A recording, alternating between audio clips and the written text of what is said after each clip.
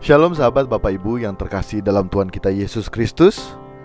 Kiranya kalau kita masih diberi kesempatan hidup dan bernafas hari ini, hari yang baru, maka mari kita senantiasa dapat berjuang untuk serupa dengan Yesus dan sempurna seperti Bapa. Dan New Chapter Message hari ini berjudul Anak-anak Allah yang membawa damai. Kita dengar bersama ya dalam Matius 5 ayat yang ke-9, demikian firman Tuhan. Berbahagialah orang yang membawa damai, karena mereka akan disebut anak-anak Allah.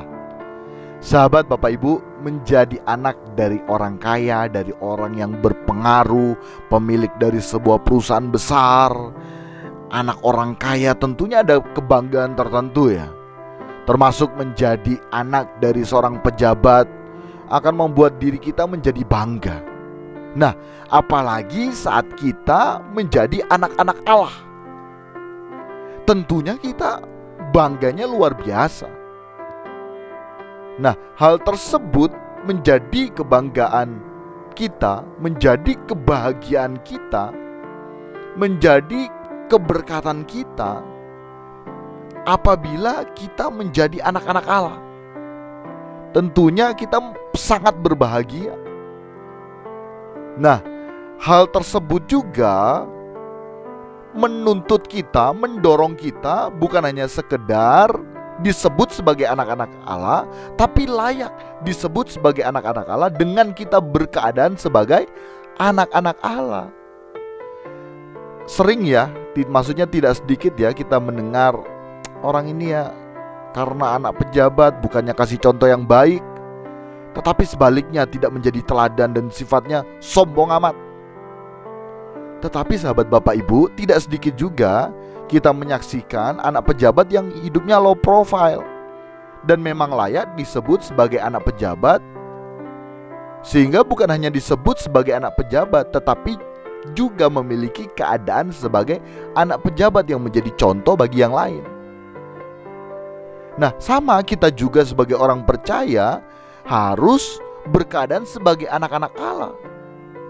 Bukan hanya sekedar menyebut diri kita anak-anak Allah, tapi harus juga dapat berkeadaan sebagai anak-anak Allah. Nah, hari ini kita belajar bagaimana kita dapat berkeadaan sebagai anak-anak Allah dengan kita memiliki karakter yang membawa damai. Karena orang yang membawa damai itu disebut anak-anak Allah, sehingga oleh karenanya kita bisa berbahagia. Dimanapun dan kapanpun kita berada, kita layak disebut dan benar-benar berkeadaan sebagai anak-anak Allah yang membawa damai.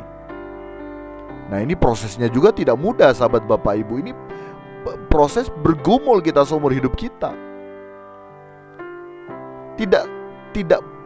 Maksudnya tidak sedikit juga ya ditemui orang-orang percaya yang menyebut dirinya sebagai anak-anak Allah, tetapi banyak yang tidak berkeadaan sebagai anak-anak Allah.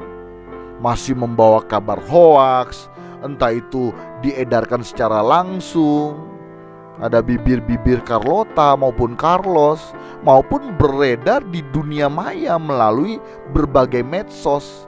Jadi itu tadi Carlota atau Carlos itu istilah ya, perempuan yang membawa kabar-kabar hoaks, Carlota, laki-laki yang membawa kabar-kabar hoaks, Carlos. Dan hal tersebut disebarkan juga banyak di media sosial. Bukan sebagai pembawa damai, tapi sering disebut sebagai pembawa kabar hoaks. Nah, untuk itu mari sama-sama kita berjuang agar dimanapun dan kapanpun kita pergi dan berada, kita selalu dapat membawa damai. Bawaannya adem saat kita berada di tengah-tengah keluarga, di tengah-tengah tempat kerja kita, di tengah-tengah pergaulan kita, maupun di tengah-tengah lingkungan pelayanan kita di gereja dan komunitas Kristen kita. Saat kita hadir, bawaannya adem, kita membawa damai. Nah, demikian nih chapter Message hari ini, kiranya memberkati kita sekalian. Salam bergemas pulang, salam serupa dengan Yesus. God bless you all.